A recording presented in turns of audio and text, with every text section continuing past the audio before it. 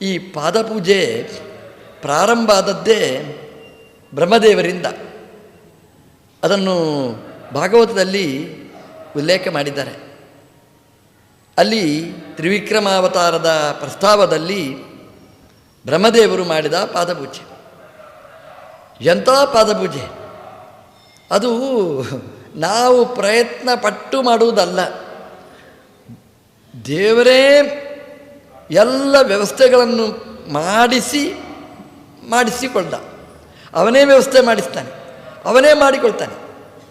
ಈಗ ಮಕ್ಕಳಿಗೆ ಇಷ್ಟ ಇಲ್ಲದಿದ್ದಾಗ ಅಪ್ಪ ಬಲಾತ್ಕಾರವಾಗಿ ನಮಸ್ಕಾರ ಮಾಡಿಸಿಕೊಳ್ತಾನೆ ನೋಡಿ. ಹಾಗೆ ನಮ್ಮ ದೇವರು, ಬ್ರಹ್ಮದೇವರಿಗೆ ಮನಸ್ಸಿಲ್ಲ ಅಂತಲ್ಲ, ಬ್ರಹ್ಮದೇವರು ಇದ್ದಲ್ಲಿಗೇ ದೇವರು ಬಂದ.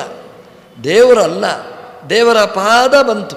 ಅತಾಂಗ್ರಯೇ ಪ್ರೋನ್ನಮಿತಾಯ ವಿಷ್ಣೋಹೋ ಉನ್ನಮಿತಾಯ ಅಥ ಅಂಗ್ರಯೇ ಉನ್ನಮಿತಾಯ.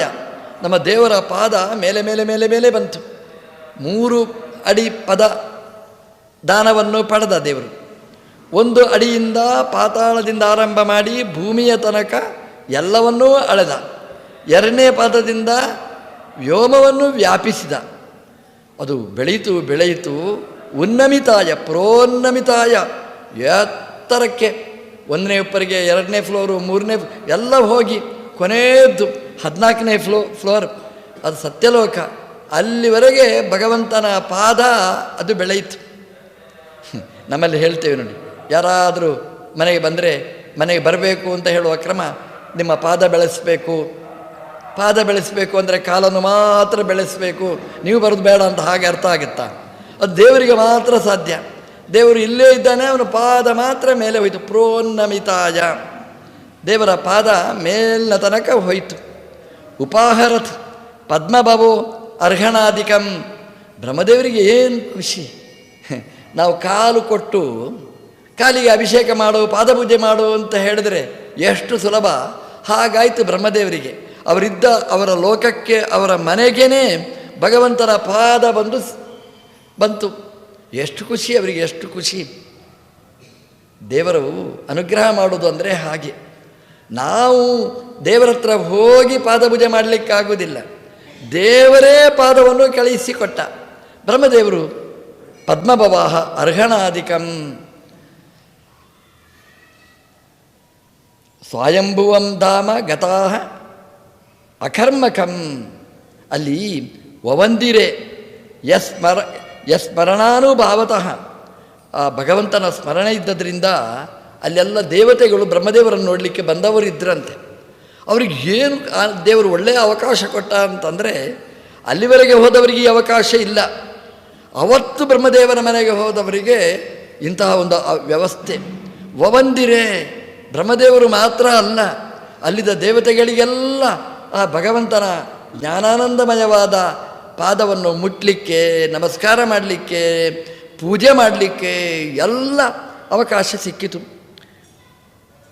ಅದವರ ಯೋಗ ಅಂತ ಹೇಳ್ತಾರೆ. ಆ ಸ್ವಯಂಭುವ ಮನೆ ಧಾಮ ಉಂಟಲ್ಲ, ಅದರ ಬಗ್ಗೆ ಒಂದು ಮಾತು ಭಾಗವತ ಹೇಳುತ್ತೆ, ತುಂಬ ಚೆನ್ನಾಗಿ ಹೇಳುತ್ತೆ. ಸ್ವಯಂಭುವಂ ಧಾಮ ಗತಾಹ ಅಕರ್ಮಕಂ. ಆ ಸ್ವಯಂಭುವ ಮನೆ ಅಂದರೆ ಬ್ರಹ್ಮದೇವರ ಮನೆ ಅಂದರೆ ಆ ಲೋಕ, ಅದು ಸಿಗಲಿಕ್ಕೆ ಸಾಧ್ಯ ಇಲ್ಲ ಅಂತ ಎಲ್ರಿಗೆ.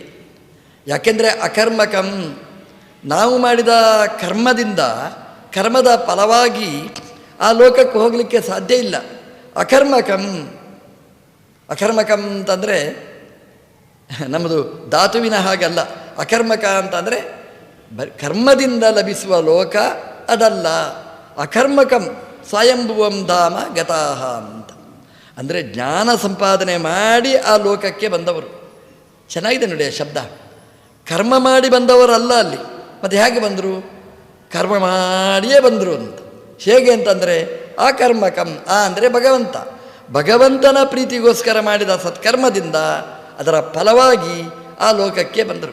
ಅಕರ್ಮಕಂ ಧಾಮ ಸ್ವಯಂಭುವಂ, ಅವರಿಗೆ ಬಂದಂತಹ ಆ ದೇವತೆಗಳು ಗತಾಹ ವವಂದಿರೆ, ಆ ದೇವತೆಗಳೆಲ್ಲ ನಮಸ್ಕಾರ ಮಾಡಿದರಂತೆ.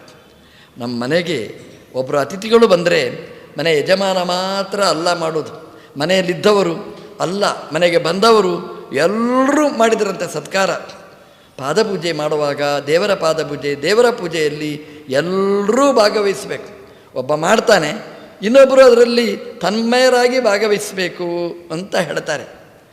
ಸಮರ್ಚ್ಯ ಭಕ್ತ್ಯ ಅಭ್ಯಗೃಣಾಥ್ ಶುಚಿಶ್ರವಾಹ, ಬ್ರಹ್ಮದೇವರು ಸ್ತೋತ್ರ ಮಾಡ್ತಾರಂತೆ. ಆ ಪೂಜೆಯನ್ನೆಲ್ಲ ಮಾಡಿ ಧಾತು ಕಮಂಡಲು ಜಲಂ, ಬ್ರಹ್ಮದೇವರು ಆ ಭಗವಂತನ ಪಾದದ ನಖದ ಸ್ಪರ್ಶದಿಂದ ಆ ಬ್ರಹ್ಮಾಂಡ ಕಟಾಹ ಭೇದನೆ ಆಗಿ ಆ ಶುದ್ಧವಾದ ನೀರು ಬ್ರಹ್ಮಾಂಡದ ಒಳಗೆ ಬಂತು. ಆ ನೀರನ್ನು ಬೊಗಸೆಯಲ್ಲಿ ಹಿಡಿದರು, ಕಮಂಡಲುವಿನಲ್ಲಿ ಹಾಕಿ ಭಗವಂತನ ಪಾದಕ್ಕೆ ಸಮರ್ಪಣೆ ಮಾಡಿದರಂತೆ. ಪಾದ ದೇವರೇ ತಂದ, ಏನು ಹೋಗಿ ಪಾದಪೂಜೆಗೆ ಬರಬೇಕು ತೆಂಗಿನಕಾಯಿ ಇಟ್ಟು ಆಹ್ವಾನ ಕೊಡಲಿಲ್ಲ. ಬ್ರಹ್ಮದೇವರ ಭಕ್ತಿಗೆ ಒಲಿದು ಭಗವಂತ ತನ್ನ ಪಾದವನ್ನು ಕಳಿಸಿದ. ಶ್ರೀಪಾದ ಬೆಳೆಯಿತು, ಅಲ್ಲಿಗೆ ದೇವರ ಪಾದ ಬಂತು. ಅಯ್ಯೋ, ನೀರೇನು ಮಾಡೋದು ಅಂತ ಆಲೋಚನೆ ಮಾಡಲಿಲ್ಲ ಅವರು, ಅಲ್ಲಿಗೆ ನೀರೂ ಬಂತು. ಎಷ್ಟು ಸುಲಭ ನೋಡಿ, ನಿಮಗೆ ಹೇಳ್ತೀರಿ, ಇಂತಹ ಪಾದಪೂಜೆ ಯಾವಾಗ ಬೇಕಾದರೂ ಮಾಡಬಹುದು. ಆದರೆ ಅದಕ್ಕೆ ಆ ವ್ಯವಸ್ಥೆ ದೇವರು ಮಾಡಬೇಕಷ್ಟೆ, ದೇವರು ಕೊಡಬೇಕು ಇಂತಹ ಅವಕಾಶವನ್ನು ಕೊಟ್ಟ. ಆ ನೀರನ್ನು ನಮಗೆ ಏನು ಮಾಡಬೇಕು ಅಂತ ತೋಚುವುದಿಲ್ಲ. ಅವರ ನೀರನ್ನು ಹಾಳು ಮಾಡಲಿಲ್ಲ ಅಂತೆ. ದೇವರ ಸೃಷ್ಟಿ ಎಂದೂ ವ್ಯರ್ಥ ಆಗಬಾರ್ದು. ಆ ನೀರನ್ನು ಬೊಗಸೆ ತುಂಬ ಹಿಡಿದ. ನಮ್ಮ ಬೊಗಸೆಯಲ್ಲಿ ಎಷ್ಟು ನೀರು ಹಿಡಿಬಹುದು? ಆ ಬಂದ ನೀರೆಲ್ಲ ಬ್ರಹ್ಮದೇವರ ಬೊಗಸೆಯಲ್ಲಿ ಹಿಡಿಯಿತಂತೆ. ಅದನ್ನು ಭಗವಂತನ ಪಾದಕ್ಕೆ ಅಭಿಷೇಕ ಮಾಡಿದರಂತೆ. ಪಾದಾವನೇಜನ ಪವಿತ್ರತೆಯ ನರೇಂದ್ರ, ಭಗವಂತನ ಪಾದದ ಅವನೇಜನ ಅದನ್ನು ಪ್ರಕ್ಷಾಲನೆ ಮಾಡಿದರಂತೆ, ಭಗವಂತನ ಪಾದಕ್ಕೆ ಸಮರ್ಪಣೆ ಮಾಡಿದರಂತೆ. ನಮ್ಮಲ್ಲೆಲ್ಲ ಪಾದಪೂಜೆ ಯಾಕೆ ಅಂತಂದರೆ, ಕಾಲಲ್ಲಿದ್ದ ಮಣ್ಣು ದೂರ ಆಗಲಿ ಅಂತ ಪಾದಪೂಜೆ. ದೇವರಲ್ಲಿ ಧೂಳಿಯ ಪ್ರಶ್ನೆನೇ ಇಲ್ಲ. ಅಲ್ಲಿ ಎಲ್ಲ ಜ್ಞಾನಾನಂದಮಯವಾದ ಪಾದ, ಯಾವ ಕಶ್ಮಲನೂ ಅಂಟುವುದಿಲ್ಲ. ಅಭಿಷೇಕ ಮಾಡಿದಂತೆ ಆ ನೀರನ್ನು. ಅದು ಏನು ಅಂತಂದರೆ, ಅದು ಸಮರ್ಪಣಾ ಮನೋಭಾವ. ದೇವರ ಕಾಲು ಶುದ್ಧಿ ಆಗಲಿ ಅಂತಲ್ಲ, ನಮ್ಮ ಮನಸ್ಸು ಶುದ್ಧಿ ಆಗಲಿ ಅಂತ ನಾವು ಸಮರ್ಪಣೆ ಮಾಡೋದು. ನೀರನ್ನು ಹಾಕಿದ. ನೀರು ಮಾತ್ರ ಅಲ್ಲ, ನೀರು ಅಂತಂದರೆ ಅದು ಎಲ್ಲ ವಸ್ತುಗಳಿಗೆ ಉಪಲಕ್ಷಣ ಅಂತ ಹೇಳ್ತಾರೆ. ಆಪ ಪುರುಷ ವಚಸೋ ಭವಂತಿ ಅಂತ ಉಪನಿಷತ್ತು. ಅಲ್ಲಿ ನೀರು ಅಂತ ಹೇಳುವಾಗ ಈ ಪುರುಷ ಆಗಲಿಕ್ಕೆ ನೀರು ಮಾತ್ರ ಕಾರಣ ಅಲ್ಲ, ಪಂಚಭೂತಗಳೂ ಸೇರಬೇಕು. ಆಪಹ ಅಂತಂದರೆ ಪಂಚಭೂತಗಳು ಅಂತ ಅರ್ಥ. ಹಾಗೆ ನೀರಿನಿಂದ ಪೂಜೆ ಮಾಡಿದರು ಅಂತಂದರೆ ಬರೀ ನೀರು ಮಾತ್ರ ಅಲ್ಲ, ಎಲ್ಲ ಪೂಜಾ ಸಾಮಗ್ರಿಗಳು ಅದನ್ನು ಬಳಸಿ ಅದನ್ನು ಸಮರ್ಪಣೆ ಮಾಡಿದರಂತೆ, ದೇವರಿಗೆ ಅರ್ಪಣೆ ಮಾಡಿದರು. ಎಲ್ಲ ಪೂಜೆ ನಡೆಯಿತು.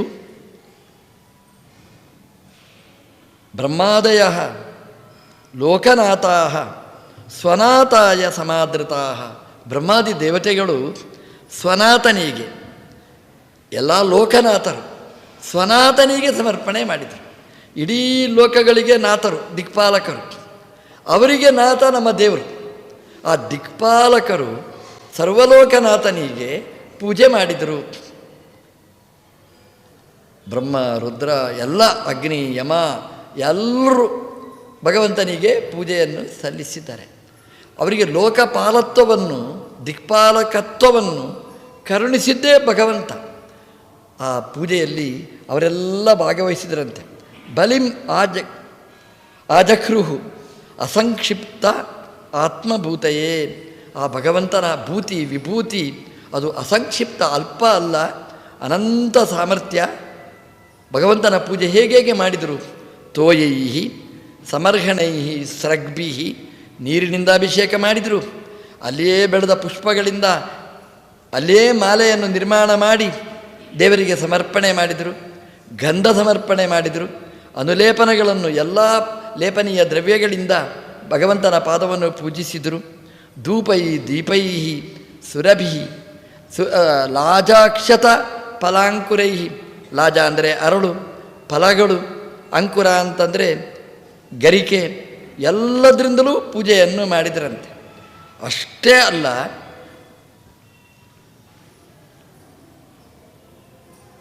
ಜಯ ಶಬ್ದೈಶ್ಚ ಕೀರ್ತಿಭಿ ಮಹಿಮಾಂಕಿತ್ ಅಂತ ಅವರು ಜಯ ಶಬ್ದವನ್ನು ಹಾಕಿ ಘೋಷಣೆ ಮಾಡಿದರಂತೆ. ಭಗವಂತನ ಗುಣಗಳನ್ನು ಗಾನ ಮಾಡಿದರಂತೆ. ನೃತ್ಯ ವಾದಿತ್ರ ಗೀತೈಶ್ಚ ನೃತ್ಯ ಮಾಡಿದರು, ವಾದ್ಯಗಳನ್ನೆಲ್ಲ ನಾದ ಮಾಡಿದರು, ಹಾಡು ಹಾಡಿದರು, ಶಂಖ ನಾದ ಮಾಡಿದರು, ದುಂದುಬಿ ನಗಾರಿಗಳ ಧ್ವನಿಯಾಯಿತು. ಎಲ್ಲ ಧ್ವನಿಗಳಿಂದ ಭಗವಂತನ ಪೂಜೆ.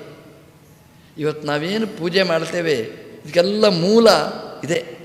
ಪೂಜೆ ಆಗಬೇಕಾದ್ರೆ ಏನೆಲ್ಲ ಬೇಕು? ಷೋಡಶೋಪಚಾರ ಪೂಜೆ.